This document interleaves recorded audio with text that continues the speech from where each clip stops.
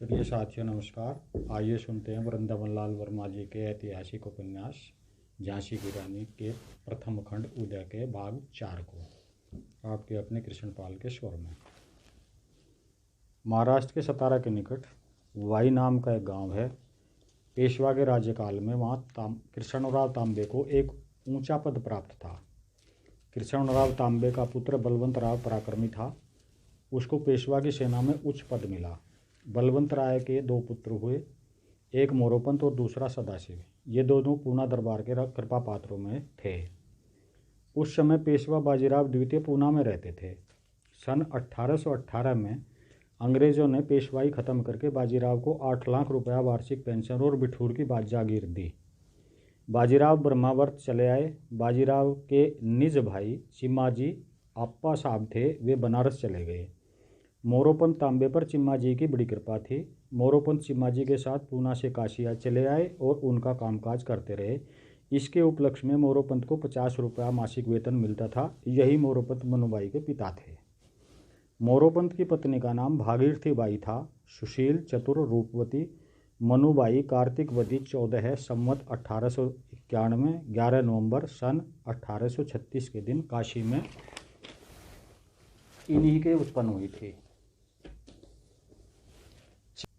चिम्माजी का शरीरांत हो गया। मोरोपंत को अपने कुटुंब के पालन के लिए कोई सहारा काशी में नहीं दिखाई पड़ा था। बाजीराव ने उन्हें काशी से बिठूर बुला लिया। मोरोपंत बाजीराव की भी बहुत कृपा रही। मनुबाई 4 वर्ष की ही थी जब उनकी माता भागीरथी बाई का देहांत हो गया। मनु के पालन पोषण और लाड दुलार का संपूर्ण भार मोरोपंत पर आ पड़ा। मोरोपंत ने मनु को बहुत प्यार के साथ पाला, लड़के से बढ़कर। मनु इतनी सुंदर थी कि छुटपन में बाजीराव इत्यादि उसको स्नेहवश छबीली के नाम से पुकारते थे। बाजीराव के अपने कोई संतान न थी, इसलिए उन्होंने नाना धोड़ूपंत नाम के एक बालक को गोद लिया। नाना 3 भाई थे, नाना, बाला और राव साहब। बाला उस समय बिठूर में न था। छोटा सहोदर राव साहब था। मनु और ये दोनों लड़के साथ खेलते, खाते और पढ़ते थे। मलखम, कुश्ती, तलवार, बंदूक का चलाना, अश्वारोहण, पढ़ना लिखना इत्यादि सब इन तीनों ने छुटपन के 7 साल सीखा। मनु चपल, हठीली और बहुत पैनी बुद्धि की थी। कम आयु की होने पर भी वह इन हुनरों में उन दोनों बालकों से बहुत आगे निकल गई। स्त्रियों की संगति कम प्राप्त होने के कारण वह लाज संकोच की अतीव दबन और झिझक से दूर रहती थी। नाना 8 लाख वार्षिक पेंशन अपने और अपने भाइयों की परंपरा के जीवन सुख के लिए काफ़ी से अधिक समझता होगा। बाजीराव को पेंशन उसको और उसके कुटुंब के लिए दी गई थी। बिना किसी प्रयत्न के 8 लाख वार्षिक मिलते जाएं तो फिर किस महत्वाकांक्षा की जोखिम के लिए और अधिक हाथ पैर हिलाए जाएं। मनुबाई ऐसा नहीं सोचती थी। छत्रपति शिवाजी इत्यादि के आधुनिक और अर्जुन, भीम इत्यादि के पुरातन आख्यानों से ने मनु की कल्पना को एक अस्पष्ट और अदम्य गुदगुदी से भर दिया। दूसरे दिन दीक्षित झांसी चला गया। रानी के राजा गंगाधर राव विदुर थे। अधेड़ अवस्था में कुछ आगे थे। विवाह करना चाहते थे, परंतु अपने कठोर स्वभाव के कारण बहुत बदनाम थे। दीक्षित ने गंगाधर राव की जन्मपत्री से मनु की जन्मपत्री का मिलान किया। दोनों के ग्रहों से संतुष्ट होकर उन्होंने राजा से चर्चा की और उनको राजी कर लिया। दीक्षित झांसी राज्य कुछ कर्मचारियों को लेकर बिठूर लौटा। गंगाधर राव के साथ मनु के विवाह संबंध में बातचीत और मोरोपंत ने स्वीकार कर लिया। मनुबाई का श्रृंगार कराया गया। रंगीन रेशमी साड़ी, स्वर्ण के आभूषण, मणिक मोती के हार। बाजीराव ने अपने वे सब आभरण मनुबाई से फिर वापस नहीं लिए। मनुबाई के बड़े बड़े गोल नेत्र मणि मुक्ताओं को भी आभा दे रहे थे। दुर्गा सी जान पड़ती थी। सगाई वागदान की रीति होने के बाद मनुबाई, नाना साहब और राव साहब एक ही कमरे में इकट्ठे हुए। वे दोनों लड़के भी रेशमी वस्त्रों आभूषणों से लदे थे। सगाई का उत्सव बाजीराव ने धूमधाम से करवा। बालकों में बातचीत होने लगी।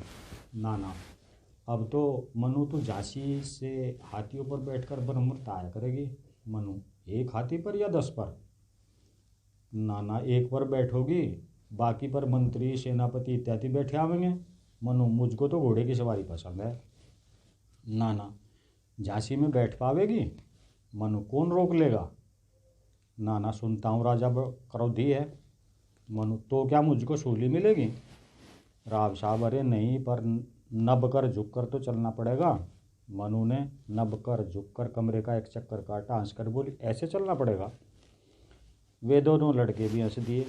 मनु की कांति से वह घर झिलमिला उठा और जब वे बालक हंसे उनके दांतों की दीप्ति से वह घर दमक उठा। राव साहब मनु तुम्हारे चले जाने पर हम लोगों को सब तरफ सोना सोना लगेगा। मनु तो साथ चले चलना। नाना काका एक आध महीने के लिए जाने दे सकते हैं, अधिक समय के लिए नहीं। मनु अधिक समय तो यहीं रहना चाहिए। बाला गुरु से तुमको अभी बहुत कुछ सीखना है। आया ही क्या है, मलखम कुश्ती इत्यादि से शरीर को खूब कमाओ, अच्छी तरह से हथियार चलाना सीखो। नाना तो फिर दिल्ली पर धावा बोल दो। मनु दिल्ली में क्या रखा है? दादा काका और अखाड़े के सब समझदार लोग चर्चा करते हैं कि दिल्ली के कटघरे में अब एक कठपुतली भर रह गई है। नाना अब तो सब तरफ अंग्रेज़ों का चटा है। मनु हंस पड़ी। राव साहब ने कहा तो क्या अंग्रेज़ हमको वैसे ही निकल जाएंगे?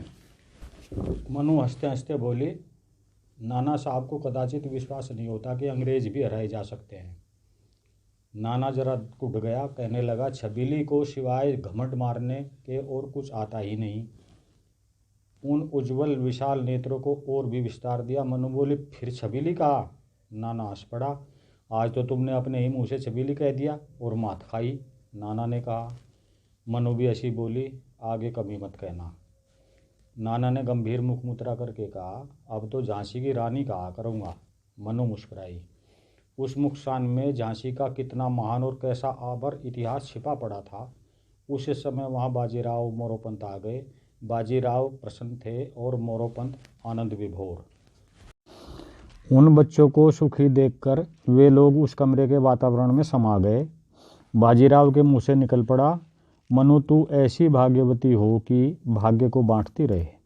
मोरोपंत ने मनु को चिढ़ाने के तात्पर्य से कहा श्रीमंत ने इनका छुटपन में क्या नाम रखा था, मैं तो भूल ही गया। मनु ने गर्दन मोड़कर होठ सिकोड़े, आंखों में क्रोध लाने की चेष्टा की, निकली और मुस्कुरा दी। बाजीराव बोले क्या नाम था मनु, तू ही बता दे बेटी। बाजीराव के पेट पर अपना सिर रखकर मनु ने कहा नहीं दादा, छबीली नाम अच्छा नहीं लगता। सभी खिलखिलाकर हंस पड़े। उसी समय तात्या ने आकर कहा सरकार लोग इकट्ठा हो गए हैं, बातचीत होनी है। वे तीनों चले गए। बैठक में ब्रह्मावर्त निवासी महाराष्ट्र के प्रमुख ब्राह्मण विवाह की शर्तों की चर्चा कर रहे थे। मोरोपंत के पास सोना चांदी नहीं था, पर जो कुछ था वह उसे विवाह में लगा देने को तैयार थे। विठुर के इन परिचित ब्राह्मणों की मध्यस्थता में तय हुआ कि विवाह का व्यय झांसी के राजा वहन करेंगे और विवाह झांसी में जाकर होगा। यह भी तय हुआ कि मोरोपंत झांसी में ही स्थायी तौर पर रहा करेंगे और उनकी गणना झांसी के सरदारों में होगी। झांसी के मेहमान मोरोपंत को कदाच कन्या सहित अपने साथ ले जाना चाहते थे, लेकिन यह ठीक न समझकर मोरोपंत उन लोगों के साथ नहीं गए। अपने सुविधा के लिए उन्होंने कुछ समय उपरांत झांसी आने का संकल्प प्रकट किया। विवाह का मुहूर्त निश्चित करके मेहमान झांसी चले गए। बाजीराव ने बाला गुरु के अखाड़े वाले तात्या को झांसी में मोरोपंत के लिए निवास स्थान इत्यादि की उचित व्यवस्था के लिए उन लोगों के साथ भेजा। तो यह ब्राह्मण था। आगे चलकर इतिहास में यही युवा तात्या टोपे के नाम से प्रसिद्ध हुआ। झांसी के मेहमानों के चले जाने के कुछ दिन उपरांत मोरोपंत तात्या इत्यादि मनु को लेकर झांसी आ गए। अभी आप सुन रहे थे वृंदावन लाल वर्मा लिखित ऐतिहासिक उपन्यास झांसी की रानी प्रथम खंड उदय के भाग 4 को। शेष कल। धन्यवाद।